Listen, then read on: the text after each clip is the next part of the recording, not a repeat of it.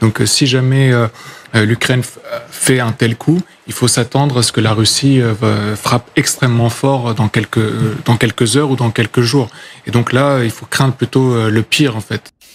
On va prendre la direction de l'Ukraine et de la Russie parce qu'il se passe des choses en Russie ces dernières heures, avec ce qui semble être une des attaques les plus impressionnantes de Kiev sur le territoire russe, en tout cas une attaque massive. Le Kiev Independent rapporte que 40 bombardiers russes auraient été détruits ces dernières heures lors d'une attaque massive de drones. On va en parler avec nos invités, mais d'abord on va prendre la direction de l'Ukraine. C'est là que se retrouve notre correspondant LCI Stanislas Poyet. Bonjour Stanislas, que sait-on de cette attaque massive en Russie actuellement? Là, vous voyez bien qu'il est impossible d'avoir 40 bombardiers sur ce tarmac ou sur cette piste.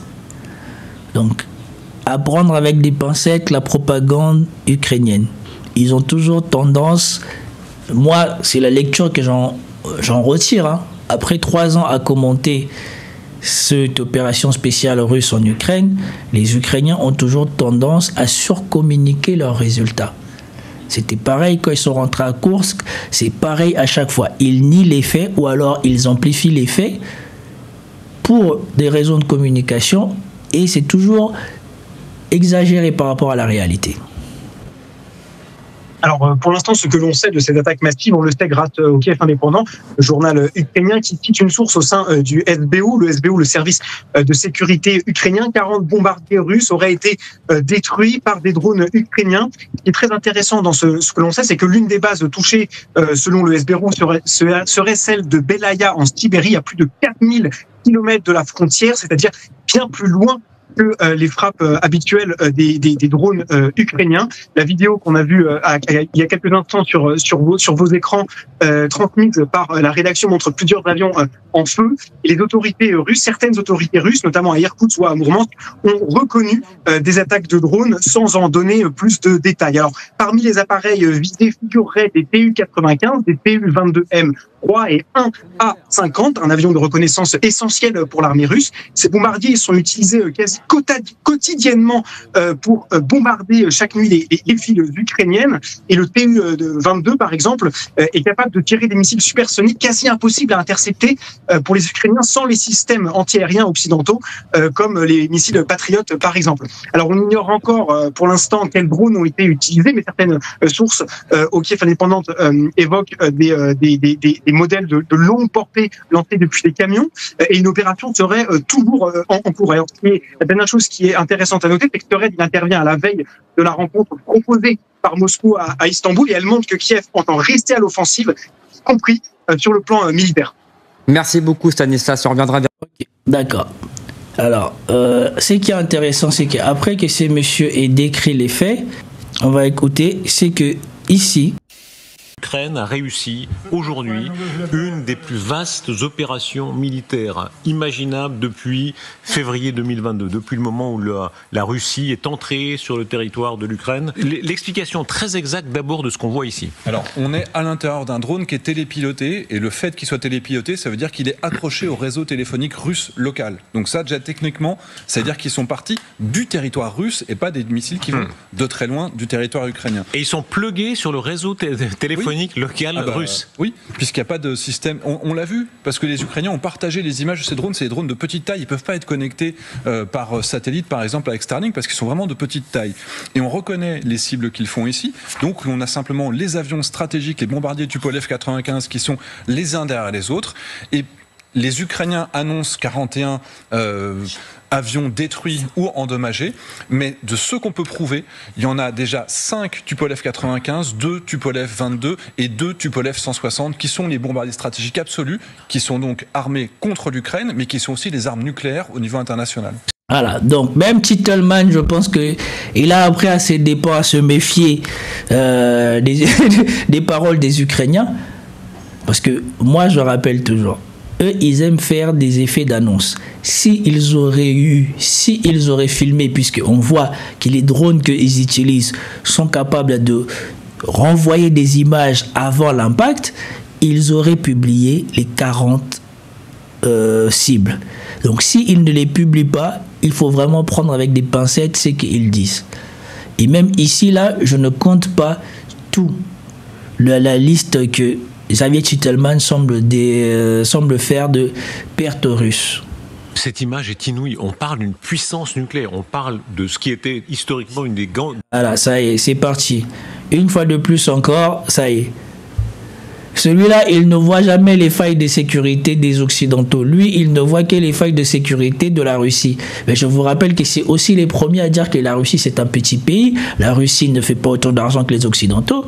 Mais c'est le premier à amplifier à chaque fois qu'il arrive une opération en Russie.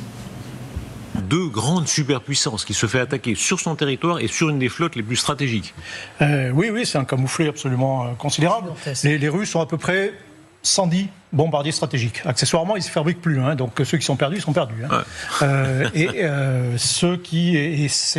on entame en réalité aussi leur capacité de frappe nucléaire. Hein. Les frappes nucléaires, capacité nucléaire, c'est pas simplement des ogives, c'est aussi des lanceurs. Et parmi ces lanceurs, ces vecteurs, il y a ces bombardiers.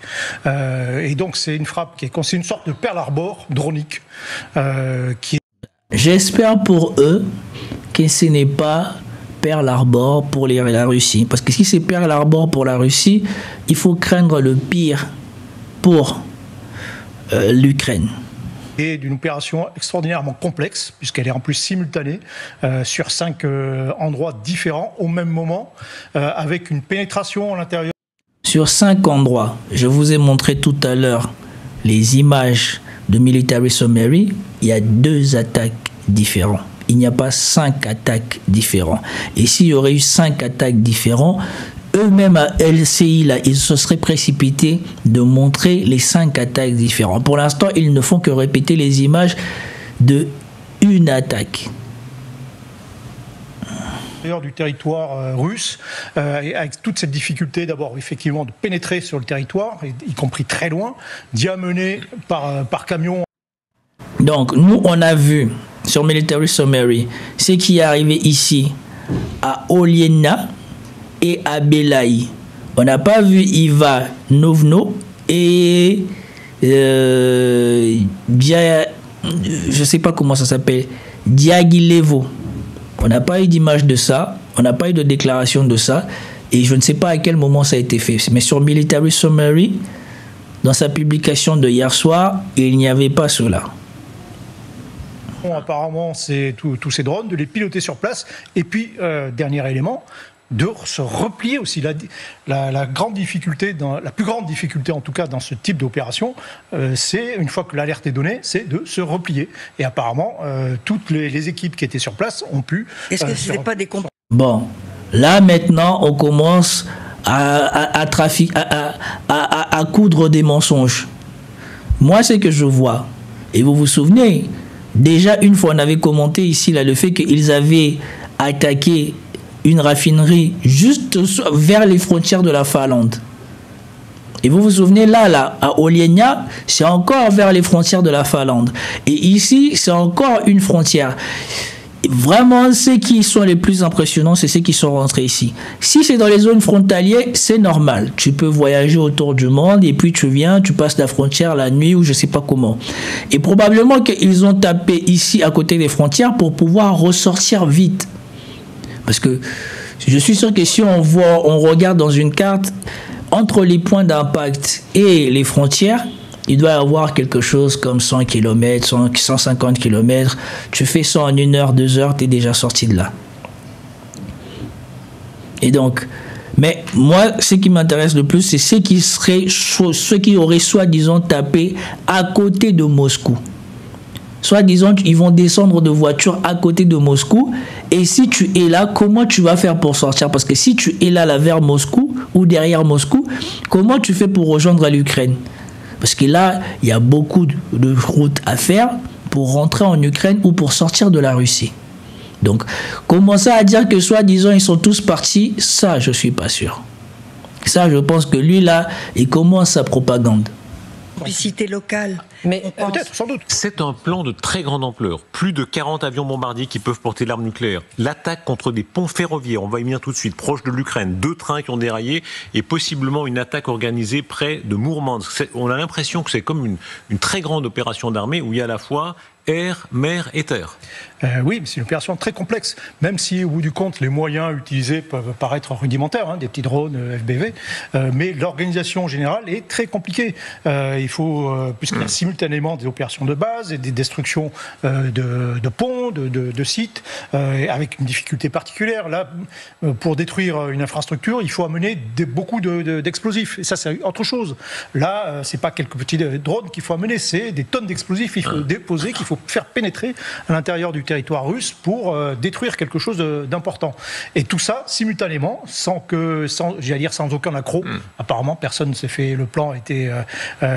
Sans aucun accroc, ça c'est lui qui en parle. Qu'est-ce qu'il en sait? Sans aucun accroc, ça c'est lui qui en parle. Et ici, on est dans la précipitation, toujours dans les effets d'annonce. On essaye d'amplifier quelque chose, les résultats de quelque chose. Et c'est fait sans normal, c'est de bonne guerre. LCI est là pour ça, l'Occident est là pour ça. À chaque fois qu'ils réussissent une opération en Ukraine, c'est l'opération magistrale, la machin, tout ça. Bien évidemment, dans la majorité des cas, nous avons vu que ça n'a rien changé à la guerre. Et la plupart du temps, c'est eux les premiers à pleurer quand la Russie riposte. Souvenez-vous, quand ils ont tiré les missiles longue portée, ils étaient contents de publier les frappes ukrainiennes à Kursk. Mais quand Oreshnik est tombé, le lendemain, c'était l'effroi pour tout le monde. C'est tout le monde qui presque regrettait que l'Ukraine ait fait cette opération. Et il y a même, je crois, dans une des émissions, quelqu'un avait dit à quoi bon si c'était pour ça? Puisque l'opération à Kursk avait eu des résultats mitigés, mais la frappe d'Oreshnik avait refroidi et les Ukrainiens et les chancelleries occidentaux. Mais bon, probablement sur le plateau de Darius Rojban, nous n'aurons pas, parce que je vais regarder ici pour voir c'est qui les intervenants. Si nous n'avons pas les intervenants beaucoup plus pertinents, ici là, nous avons les propagandistes habituels, les pro-ukrainiens. Donc on va retourner sur la première vidéo parce qu'il est important que vous écoutiez l'avis du dernier intervenant qui en dit long. Et peut-être même qu'avant même d'aller jusqu'à là, nous allons directement l'écouter parce que, écoutez bien lui quand il finit son intervention, regardez l'espèce de silence pesant qui tombe sur le plateau quand il réalise ce qu'il dit. On va sauter et on va aller directement écouter ce qu'il dit ici. Michel Fayette, vous êtes d'accord avec cette analyse? Finalement, c'est un double succès pour Kiev. Oui, tout à fait. Et à l'aube en fait, des négociations qui vont se dérouler demain, c'est sûr que l'Ukraine revient en force, disons, à la table des négociations. La question, ça va être quand même la réaction de Moscou, parce que c'est vrai que ça affaiblit un peu la Russie par rapport au bombardement récent sur Kiev. Mais il est clair que Poutine ne va pas laisser passer ça. Il va certainement vouloir lui aussi frapper fort. En fait, on n'est pas dans une logique où, vous savez, tu me frappes fort, alors du coup, moi, je me calme et je fais plus rien. Et c'est plutôt de la surenchère, vous voyez. Donc, si jamais l'Ukraine fait un tel coup, il faut s'attendre à ce que la Russie frappe extrêmement fort dans quelques heures ou dans quelques jours. Et donc là, il faut craindre plutôt le pire, en fait. Marc Semo, vous êtes d'accord? La réponse russe va pas tarder. Et ce qui est très frappant. Voilà. C'est là on commence à prendre conscience de ce qui va arriver. D'habitude, quand quelqu'un dit des choses comme ça, là, il y en a toujours un qui saute, parce que ce sont les règles de la télévision. Si tu veux prendre la parole, ou en tout cas si tu veux bien te faire voir, tu es obligé tout de suite de sauter après que quelqu'un d'autre ait parlé. Mais ici vous avez bien vu qu'il est intervenu et les pro-ukrainiens n'ont rien dit. Le Titelman n'a pas dit grand chose, et lui là, je sais plus comment il s'appelle là, l'expion français là, l'ex de la DGCE, il n'a pas non plus rebondi sur ce qu'il a dit. Donc eux-mêmes, ils ont conscience que, voilà, nous faisons la propagande des résultats de l'Ukraine et tout ça, ils ont réussi un coup extraordinaire, mais, comme on l'a vu dans la vidéo précédente, la Russie compte 110 bombardiers. Et les Ukrainiens, pour l'instant, n'ont réussi à apporter la preuve que de 7 bombardiers touchés. 7 sur 110, ça fait moins de 10%. Si leur résultat, c'est vraiment les 7 là, eh ben, on peut commencer à faire des prières pour l'Ukraine. Dans tout ça, c'est que les Ukrainiens ciblent des objectifs clairement militaires, et a fortiori les bombardiers qui bombardent l'Ukraine, les Russes répondent par des attaques indiscriminées qui visent en grande partie les civils. On l'a vu, les 25 et 26 mai, pendant 3 jours, il y avait eu à peu près plus de 1000 missiles, drones, etc., qui s'étaient abattus sur l'Ukraine, notamment sur Kiev, faisant 12 morts, la plus grosse attaque sur Kiev quasiment depuis le début de la guerre. Donc on voit très bien que les... Alors lui c'est le mec le plus impertinent. On devrait enlever le mot journaliste de son truc et dire juste spécialiste des questions internationales pro-ukrainiens. Parce que le 25 et le 26 répondent à des attaques ukrainiennes qui, sur 3 jours, totalisaient presque 700 drones. L'Ukraine, sur 3 jours successifs, avait lancé plus de 700 drones ou quelque chose comme ça. Référence la vidéo de Caroline Galacteros. Si vous allez, elle va vous le dire. Parce que moi, j'avais analysé en disant que voilà, LCI, où les Occidentaux essayent de présenter ça comme si c'était une attaque directement de Poutine, comme ça il s'est relevé, il voulait punir l'Ukraine. Or, c'était une réaction de la Russie, et moi je ne comptais même pas les attaques des jours précédents, je comptais juste l'attaque de la journée d'avant, où l'Ukraine avait attaqué la Russie avec des drones, avec quelque chose comme 200-300 drones, et après la Russie avait riposté. Et ici, une fois de plus encore, lui il vient présenter ça, oui. Effectivement, si dans les télés occidentaux, on ne présente pas la part des Ukrainiens quand ils attaquent, eh ben on peut dire que oui, mais les Russes, ils attaquent directement, en plus des cibles civiles. Nous savons que les Russes ont les moyens de ravager l'Ukraine. S'il y a des cibles civiles qui sont touchées, c'est probablement les tentatives des Ukrainiens d'arrêter les attaques russes qui causent ces problèmes-là. C'est plutôt dans ce sens-là que des dégâts sont causés aux civils. Parce que vous imaginez bien que si les attaques russes se consacraient vraiment sur les civils, bah, nous sommes très loin de ce que l'OTAN a fait ou même de ce que Israël a fait. Les Ukrainiens, malgré toutes leurs difficultés, sont à l'initiative, avec une réelle créativité, inventivité au niveau des objectifs, comme le disait très bien Vincent, et les Russes sont toujours dans une espèce de tactique, celle de la chair à canon qu'on envoie par vagues se faire tuer en attaquant les lignes ukrainiennes, en grignotant à peine quelques kilomètres, et des bombardements comme ça, visant uniquement à terroriser les populations. Et donc cette espèce de fossé entre les deux devient de plus en plus évident, et cela va peser sur les discussions qui, peut-être un jour, s'ouvriront réellement. On va quand même regarder. En tout cas, les discussions qui s'annoncent vont être intéressantes parce que nous allons voir comment les Russes vont réagir. Donc, peut-être que l'avantage qu'ils ont, ils ne l'ont toujours pas perdu et qu'ils vont, une fois de plus, comme souvent dit Vladimir Poutine, donner la réponse appropriée à l'attaque ukrainienne. Et donc tout le monde est dans les expectatives. Et je ne sais même pas, nous n'avons pas eu non plus de déclaration de Trump. Probablement que ceux qui connaissent le tempérament des Russes et de Vladimir Poutine sont déjà en train d'appeler pour dire écoute, ils n'ont pas fait exprès, l'opération était déjà lancée depuis 1 an. Sincèrement, c'est juste arrivé là, c'est tombé à 2 doigts des négociations, il ne faut pas prendre compte. Mais je suis sûr qu'ils sont en train de faire ça. Parce que souvenez-vous, c'était à peu près la même réaction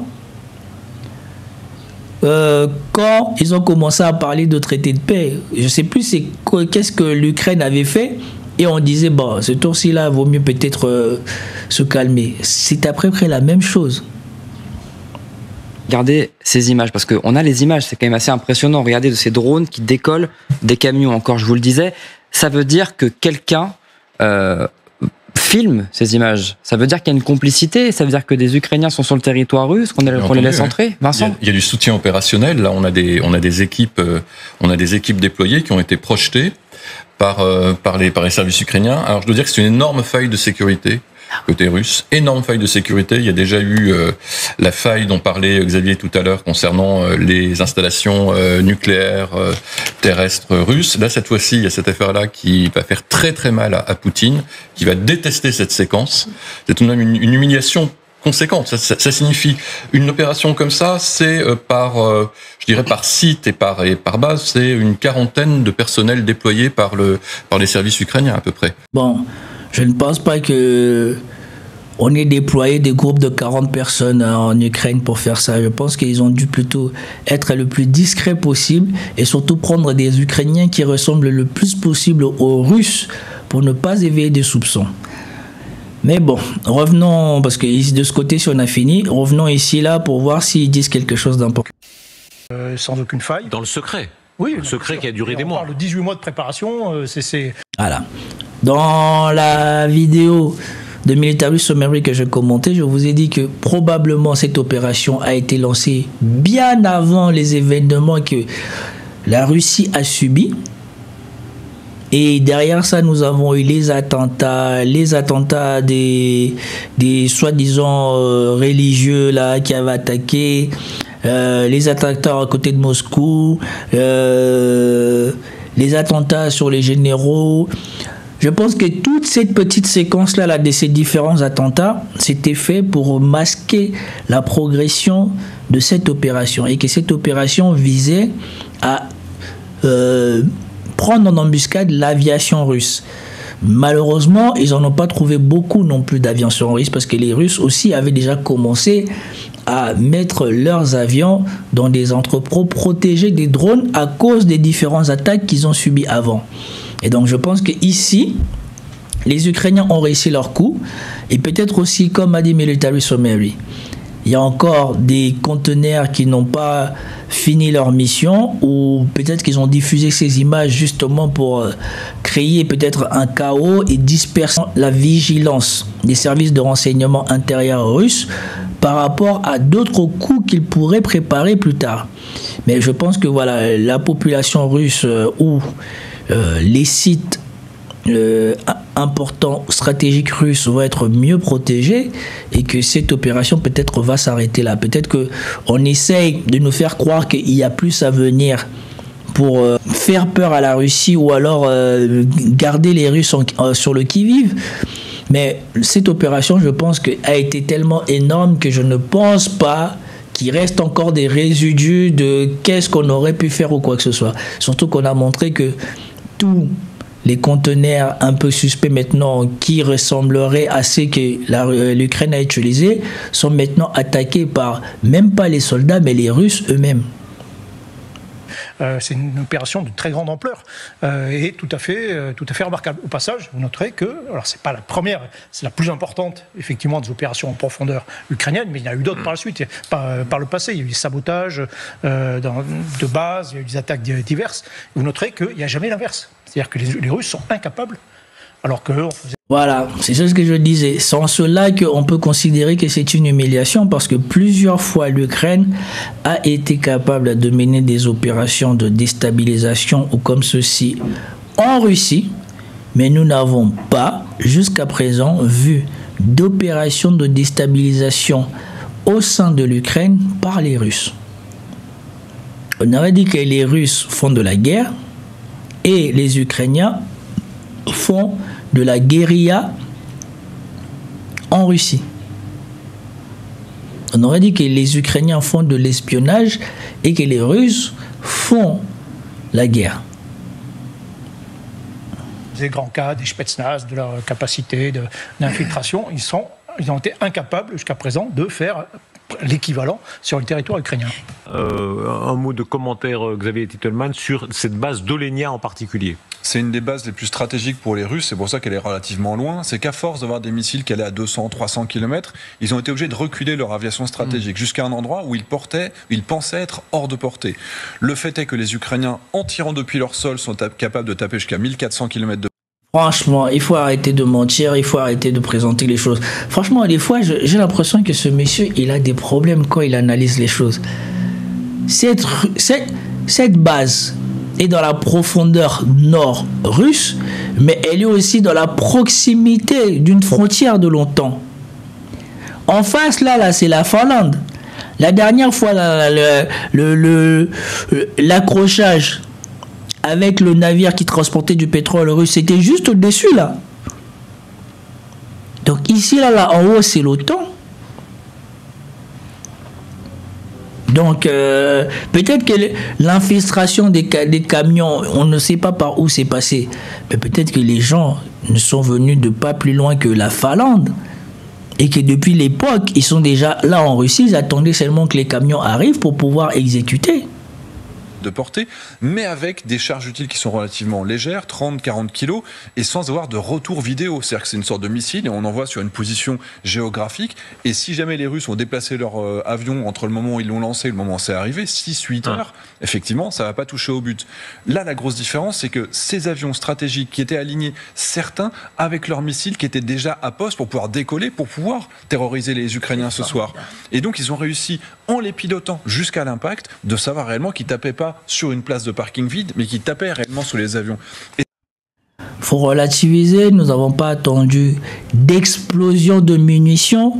Les missiles, soi-disant, qui étaient en place sur les avions, je ne sais pas si avec la chaleur ils explosent, mais les avions ont été touchés, mais ils n'ont pas explosé. Donc peut-être qu'aussi il faut relativiser ce que dit Xavier Titelman.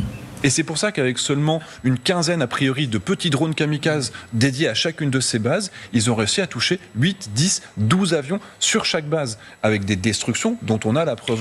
Et 6, 8, 12 avions.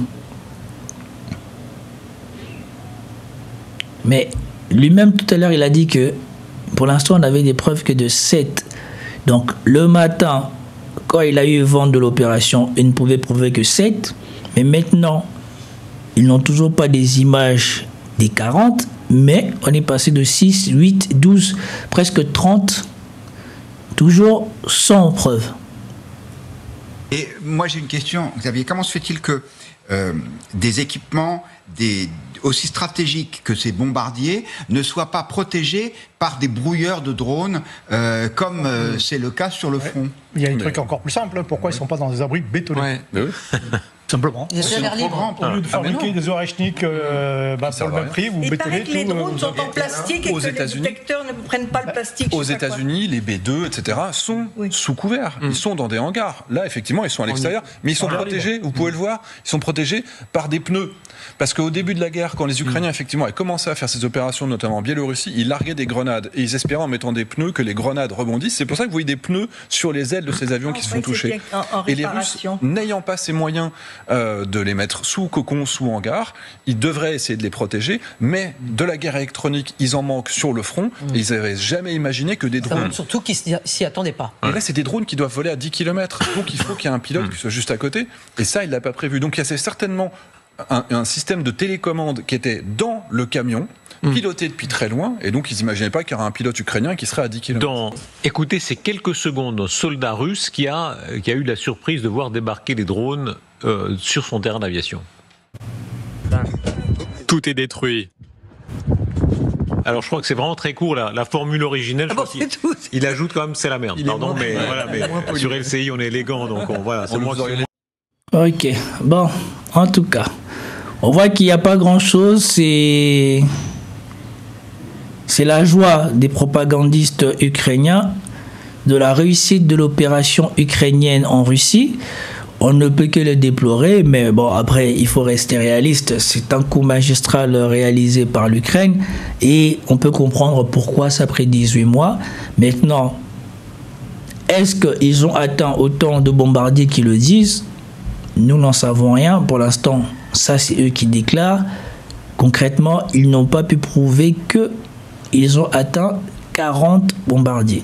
Cependant, il faut appeler un chat, c'est un camouflet pour la Russie. Nous sommes tous sur les starting blocks. On attend de voir quelle sera l'attitude, la riposte russe.